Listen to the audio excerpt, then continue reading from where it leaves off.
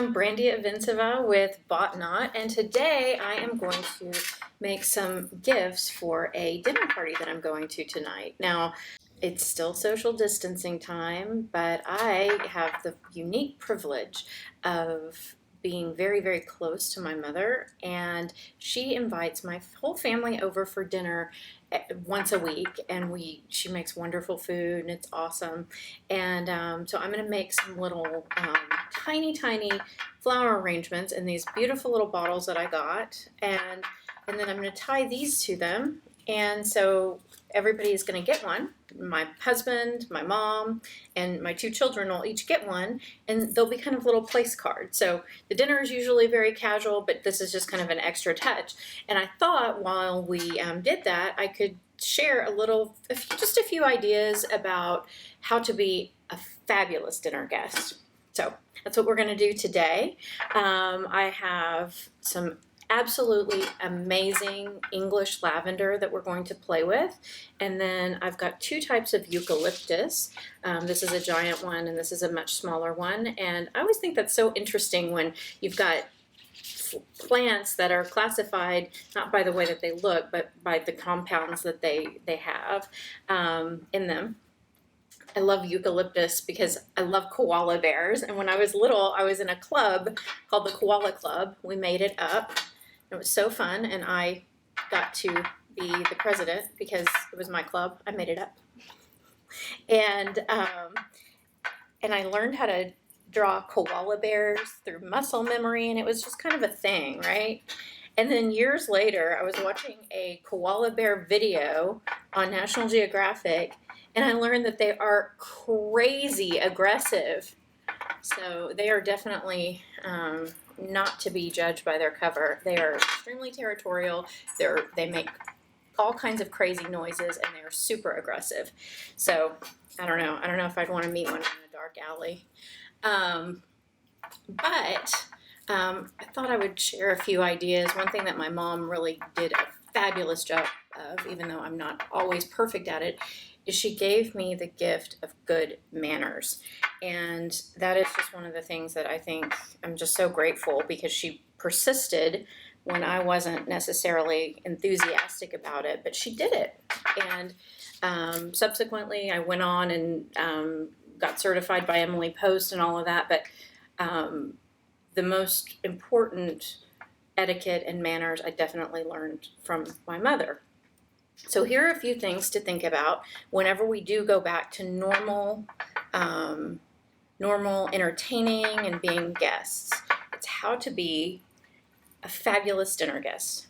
So first of all, number one, be a little bit up on current events.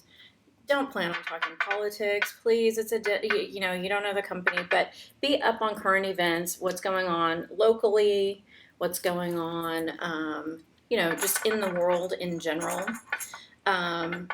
So have a clue about that, even if it means, just taking 15-20 minutes before you leave to kind of catch up. If you have challenges with conversation and listening, know that you need to be cognizant of that. Your job as a guest, somebody has spent time planning a wonderful evening for you and for your other friends, and one of your jobs is to make sure that everybody has a good time. Now that's a tall order, and I say that I know it is, but the guest job is to make sure that everybody has fun.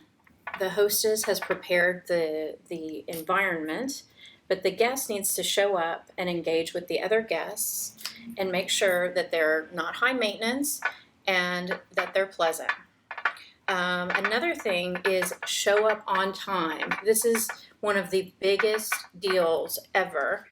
On time at a dinner party is either right on time or 10 to 15 minutes late, no more, no less. Do not show up 5 minutes early. If you're anything like me, that last 5 minutes is the final push. We can talk a little bit more some other time about how to be a fabulous host, but I know that one of the rules is to get everything together, and I never have it together right before. bring something to contribute of yourself. So ask the hostess, obviously, if you could bring something. Always bring a bottle of wine if you drink. That should just be a given. Okay, so I'm going to put the finishing touches on these little guys. Now this is, again, it's a very casual dinner. So this is a very casual arrangement, and that's always fun. You want your flowers to reflect the tone that is being set. So if you're bringing flowers to somebody, here's something that, okay, this is kind of an extra.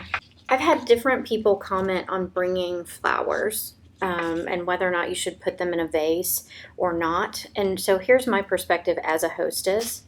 If somebody gives me flowers, it doesn't matter to me if they're in a vase or not. If somebody gives me flowers, I'm thrilled.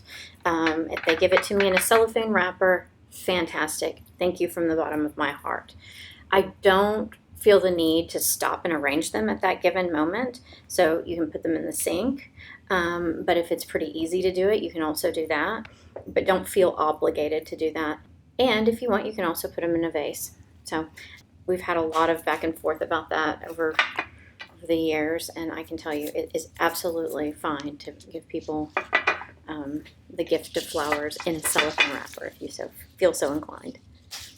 But so here we've got the very large eucalyptus and the small eucalyptus, and then a little tiny mum in there just for some added texture. I'm going to put a string here, and we're going to just put the names on this when we're done, and we've got it. So again, here are your tips. Number 1, be up on current events and ready to contribute to a conversation by engaging with others. Number 2, you want to be on time or about 15 minutes late. Number 3, bring something. Don't come empty-handed. Bring something of yourself. You can bring flowers. Always bring a bottle of wine if you drink. Number 4, be present. Put the technology away. I do have one caveat for that, though, and that is if you think about it and you are a good photographer, it's always a nice gesture to take just a few photos, nothing obnoxious. Always exercise propriety. You don't want to be the person that takes the bad, ugly photos of people at a party, but exercise propriety. Take a few snaps of the hostess because you never get photos if you are one. So that's my only exception with technology, but enjoy. And one thing you can always do is take your immediate family and stage a dinner party in this kind of unusual time, and you can use the exact same tips. Thanks a lot for joining us at Botanaut, and we'll see you again soon. Bye.